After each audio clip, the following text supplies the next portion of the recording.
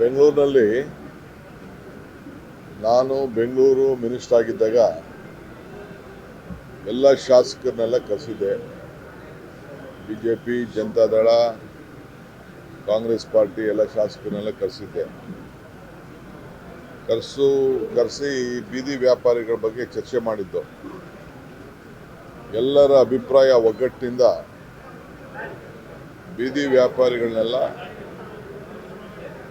ಎಲ್ಲೆಲ್ಲಿ ಟ್ರಾಫಿಕ್ಗೆ ತೊಂದರೆ ಆಗ್ತಾ ಇದೆ ಅವ್ರನ್ನೆಲ್ಲ ತೆರವುಗೊಳಿಸಬೇಕು ಅನ್ನೋದು ಎಲ್ಲ ಒಟ್ಟ ಅಭಿಪ್ರಾಯ ಆಗಿತ್ತು. ಮೂರು ಪಕ್ಷದವ್ರದ್ದು ಅಭಿಪ್ರಾಯ ಆಗಿತ್ತು. ಆ ಪ್ರಕಾರ ಕೆಲಸ ನಡೀತಾ ಇದೆ. ಆದರೆ ಅವರಿಗೆ ಸೈಡಲ್ಲಿ ಹಾಕೊಳ್ಳಿ ಅಂತ ಹೇಳಿದ್ದೀವಿ.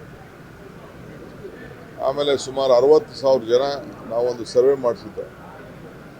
ಅವ್ರಿಗೆಲ್ಲ ಗುರುತಿನ ಚೀಟಿ ಕೊಡಬೇಕು ಅಂತೇಳಿ ಕೆಲವರೆಲ್ಲ ಸರ್ವೆ ಮಾಡಿಸಿಟ್ಟಿದ್ದೇವೆ.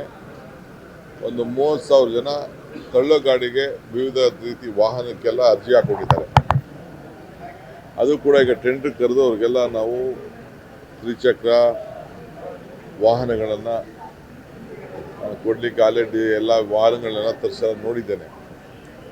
ಸೊ ಅದು ಕೃಷ್ಣ ಬೈರೇಗೌಡರು ಮಾಡ್ತಾರೆ, ಹೇಳಿದ್ದೀನಿ ನಾನು. ಆದಷ್ಟು ಜಲ್ದಿ ಅವ್ರಿಗೆಲ್ಲ ವಾಹನ ಕೊಡಿರ್ತಾರೆ. ನಾವೇನು ನಿಗದಿ ಮಾಡ್ತೀವಿ ರೋಡ್ಗಳು ಅಲ್ಲಿ ಅವ್ರು ಇಟ್ಕೊಳ್ಳಿ. ಅವ್ರಿಗೇನು ನಾವೇನು ಯಾರಿಗೂ ಹೊಟ್ಟೆ ತೊಂದರೆ ಮಾಡಬೇಕು ಅಂತಿಲ್ಲ. ಬೀದಿ ವ್ಯಾಪಾರಿಗಳು ಇರಬೇಕು. ಆದರೆ ಹಂಗಂತ ಮೇನ್ ರೋಡಲ್ಲಿ ಹಾಕ್ಕೊಂಡು ಕವರ್ ಹಾಕ್ಕೊಂಡು ಮಾಡೋಕ್ಕೆಲ್ಲ ಆಗಲ್ಲ. ಯಾಕೆಂದೆಲ್ಲ ಸುಪ್ರೀಂ ಕೋರ್ಟಲ್ಲಿ ಕ್ಲಿಯರಾಗಿ ನಮಗೆ ಡೈರೆಕ್ಷನ್ಸ್ ಇದೆ. ಸೊ ಕೋರ್ಟ್ ಪಾಲನೆನೂ ಮಾಡಬೇಕು, ಜನರ ಅಭಿಪ್ರಾಯನೂ ಕೇಳಬೇಕು. ಸೊ ಅದಕ್ಕೆ ನಾವು ಈ ತೀರ್ಮಾನ ಮಾಡ್ತಾಯಿದ್ವಿ. ಮುಂದಕ್ಕೆಲ್ಲ ಸ್ವಲ್ಪ ಕೆಲವ್ರಿಗೆ ಕಠಿಣವಾದಂಥ ತೀರ್ಮಾನ ಆಗ್ತದೆ. ಸೊ ಈ ಬೀದಿ ವ್ಯಾಪಾರದ್ದು ಈ ರೀತಿ ತೀರ್ಮಾನ ಮಾಡಿದ್ದೇವೆ.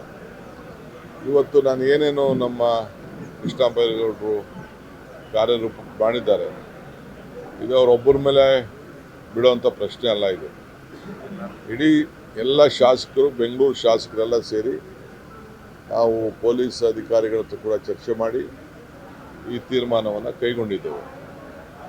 ಸೊ ಅವ್ರಿಗೆ ಆಲ್ಟರ್ನೇಟಿವ್ ಸ್ವಲ್ಪ ಸೈಡ್ ರೋಡ್ಗಳು, ಬೇರೆ ರೋಡ್ಗಳನ್ನ ಕೊಡ್ತೀವಿ. ಬಟ್ ಅವರು ವ್ಯಾಪಾರ ಮಾಡ್ಕೊಂಡು ಸಾಯಂಕಾಲ ಹೋಗ್ಬೇಕು. ತಳ್ಳ ಗಾಡಿ ತೊಗೊಬರ್ಬೇಕು, ಇಟ್ಕೋಬೇಕು, ಹೋಗ್ಬೇಕು. ಅಲ್ಲೇ ಟೆಂಟ್ ಹಾಕೊಂಡು ಕೂತ್ಕೊಳ್ಳೋಕ್ಕಾಗಲ್ಲ. ಸೊ ಎಲ್ಲ ನಾಗರಿಕರಿಗೆಲ್ಲ ಅವ್ರವ್ರ ಬದುಕು, ಅವರವರ ಪಾಪ ಆಸ್ತಿ ಮುಂದೆ, ಮನೆ ಮುಂದೆ ಹಾಕೊಂಡ್ರೆ ಯಾರು ಸುಮ್ಮನೆ ಇರ್ತಾರೆ? ಅದಕ್ಕೆ ನಾವು ನಿಗದಿ ಮಾಡ್ತೀವಿ. ನಿಗದಿ ಮಾಡಿದ ಪ್ರಕಾರ ಅವ್ರು ಮಾಡ್ಕೊಂಡು ಹೋಗ್ಬೇಕು.